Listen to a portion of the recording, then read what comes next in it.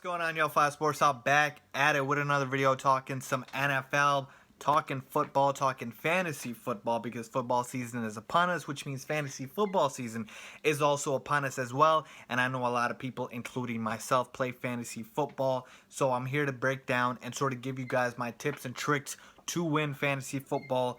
Now, I'm not trying to brag and say I win every year, but I do a good job of consistently being consistent and finishing usually, top 3. Last year I won, I think, first in one league, third in another, and I forget the rest of them, but usually I do a good job. I never usually finish last, and there are tips and tricks that I use every year, day in and day out, that consistently help me do well in fantasy football, and so I'm here to share those with you guys, okay? And these tips are not really specific to any level of fantasy football.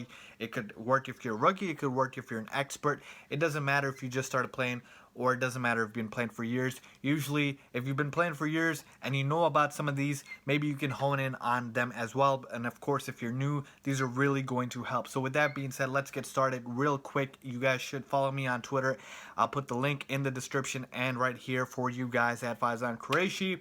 I can answer fantasy football questions for you guys year long as the season starts, so please make sure to follow me on Twitter. But with that being said, let's get started. One tip by far that I will give to anybody that wants to start playing fantasy football, it's the number one question I ask everybody, even when they ask me questions about fantasy football, who to start, who to play, who to start, who to sit. What's the format? Okay, what is the league format that you are playing? Is it PPR? Is it standard? Is it half point PPR? What is it? Because that is so important to the draft, to the ability of the players that you pick, to what players you want to look at. It sets the tone for everything. So I need to know, and you need to know more importantly, the format of your league. If it's PPR, you're going to want to draft receivers more than running backs if it's because it is point per reception.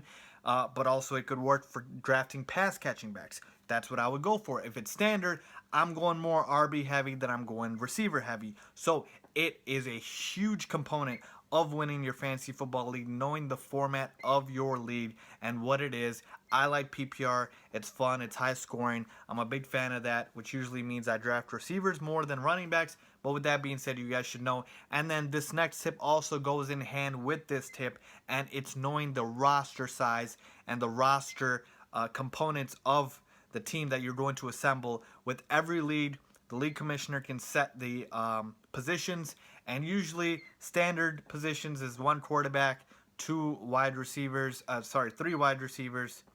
I should say 2 wide receivers actually, 2 running backs, a tight end, a flex, but it could vary a lot. And that's what I'm trying to get at here, is if your league has 2 quarterbacks, it's going to change up your draft a lot, okay? If it has 2 quarterbacks, I'm drafting a quarterback early. I'm not waiting on one, okay?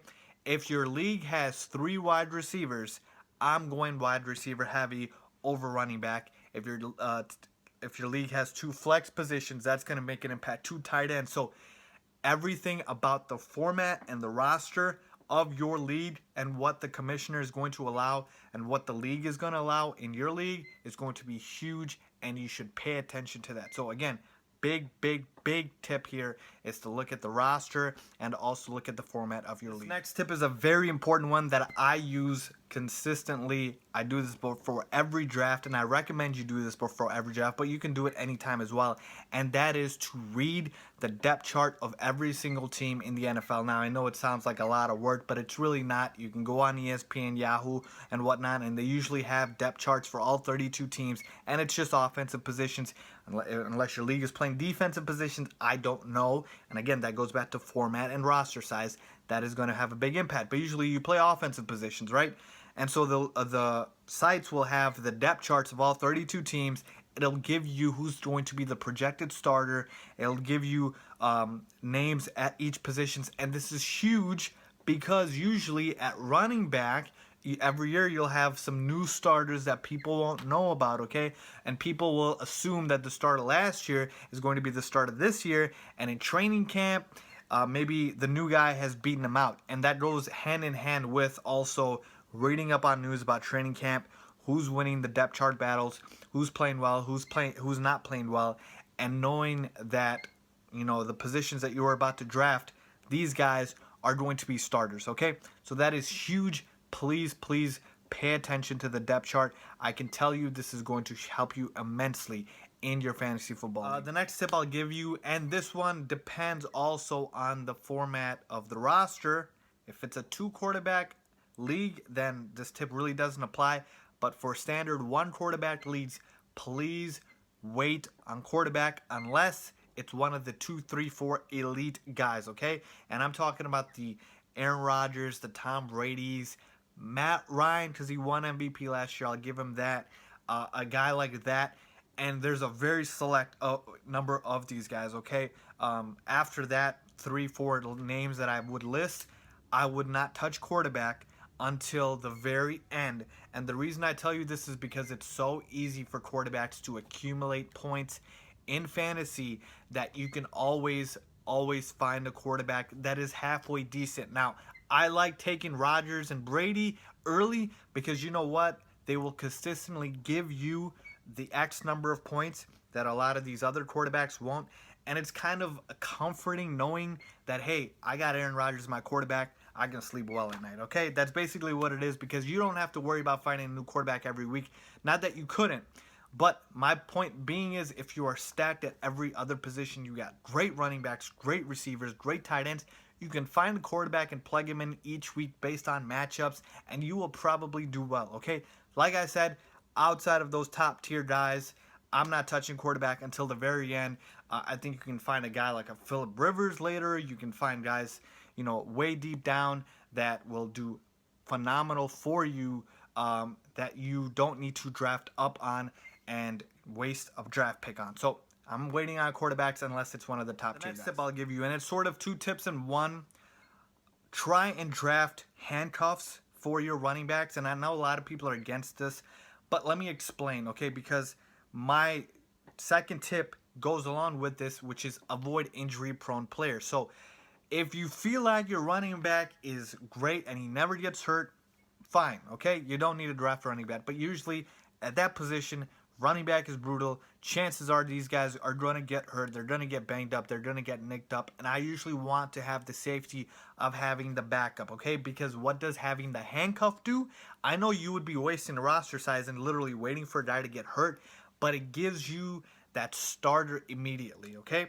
So it's hard enough finding starters in the draft at the back end, but even harder finding starters on the waiver wire. So you're telling me once, David Johnson gets hurt or Le'Veon Bell gets hurt or these workhorses that are really good get hurt, drafting their backup and having them, usually the next guy in line turns out to be a bell cow and gets a lot of the carries.